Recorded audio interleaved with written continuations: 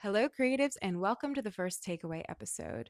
So, in between each of the larger interview episodes, I'm going to be offering these mini takeaway episodes to reiterate what I personally got out of the interview and not only the philosophies from the creator, but also the tactics that they use to get to where they are now.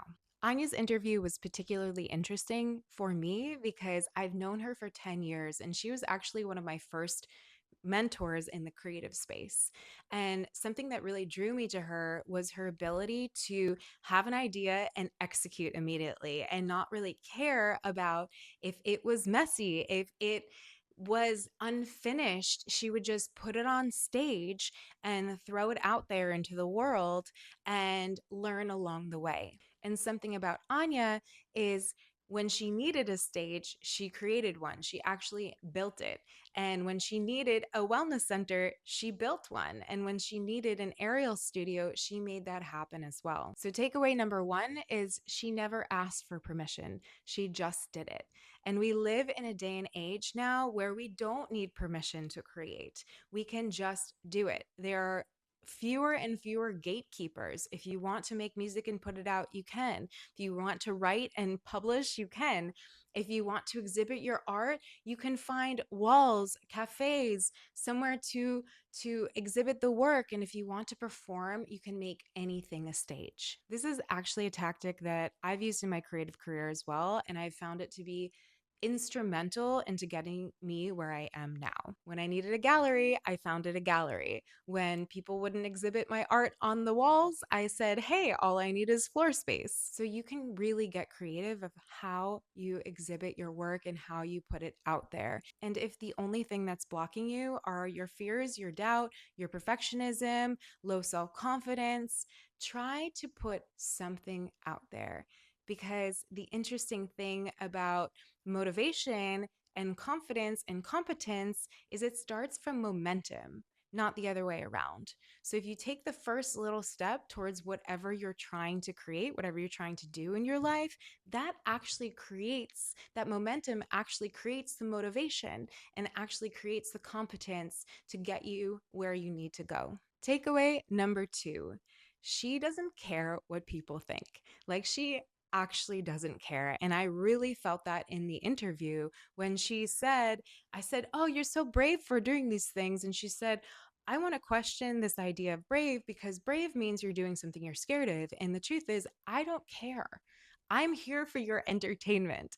And that is something that I have struggled with for years is judgment and expectations. But it is also one of the most powerful tools is to just not care. Do it for you. Put it out there because you are the channel, you are the vessel.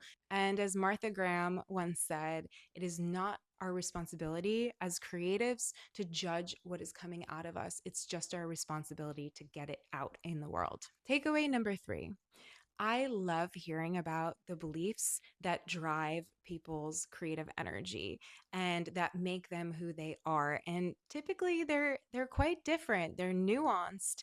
And her belief was super interesting to me because she is a performance artist. She is a creator of these alternative worlds of theatrical pieces. She's a producer. And she said why we're here is to put on the best possible show for God or the great creator or the universe or the thing that loves us unconditionally, whatever you may call it. And she said, because we can be vibrant in our joy, we can be vibrant in our suffering. And as long as it's a good show, then you're doing it right. I love that. I really, really love that.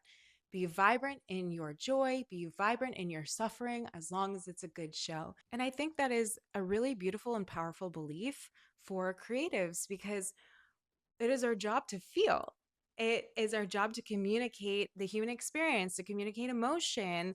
And we are all on this journey of peaks and valleys of the emotional range. And if we can find beauty and vibrancy in the peaks and the valleys, then that can enable us to approach them with lightness and to create from those spaces. Takeaway number four, Our childhood experiences, traumas, and culture can really inform our creative life, positively or negatively. And oftentimes, if we want to change something about our craft, about our creative output, we have to go inwards in order to go back out. And sometimes there are lingering beliefs, there are lingering pieces of culture, there are lingering pieces of what our parents have taught us that do not serve who we are now. And so if you're feeling stuck, if you're feeling like you're not good enough, that the work is not good enough, it's really valuable to look inwards and to see where you got that from. Oftentimes, when I'm moving through big transitions, big chapters, like starting this podcast, quite honestly, and using my voice more openly, I had to go into my childhood of what was blocking me. And I had these beliefs, these lingering beliefs of not wanting to be seen, not feeling worthy of being seen. And I actually channeled those memories. And through work with channeling those memories and kind of speaking to and healing that inner child, I was able to take the first steps forwards and make this whole thing happen. And in Anya's case, she's an immigrant and she's from Russia. And so she had these beliefs that she had to work twice as hard and she had to be twice as interesting. And that drove her to where she is now, which is a beautiful thing. But she also had to do a lot of work to undo some of the stuff that was holding her back from the vibrant person that she is now. Takeaway number 5. I found Anya's mental health journey to be very inspirational. I was watching it from the sidelines kind of unfold, and I saw her really go in and do the work. And sometimes that's what you have to do. You have to see what's happening and you have to ask for help. And she was not ashamed of that. She actually relished in that. She said that's where the stories were.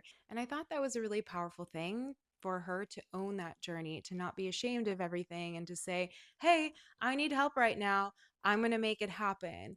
And we do that for ourselves as people, for our quality of life. But we also should keep in mind that we can do that for our creativity to make it shinier, to make it more vibrant, and allow us to be the best possible channel or creative or artist that we can be. Because the truth is, we're only here for a blink of an eye in the history of the universe. So why not give it your all, do the damn thing while you're here? Takeaway number 6. One of her wellness practices that is supporting her craft right now is actually play in another artistic discipline. She's learning music and she's having so much fun, and it's opening her to new possibilities and a new realms, pushing the boundaries of her creativity. And that's something that I personally sometimes get lost with along the way, is approaching creativity as play and not just my job, because sometimes I feel like everything that I do, the output has to be something that is in alignment with my profession, instead of utilizing the healing properties of creativity and allowing days, allowing for moments, giving myself the permission to create something that is totally for me, to create something that feeds my spirit, and to do it for fun and take advantage of the healing properties that creativity can bring us. And lastly, number 7, she told me years ago, pick a focal point for your art. And for me, as a younger artist, and many younger artists have so many different things that they're interested in. And this piece of advice really helped me narrow down the craft into something that incorporated many of my passions, and it can be a compilation of many things like she did or like I did, where it's performing and producing or and creating art all at the same time, film. You can really design the craft that you start to step into.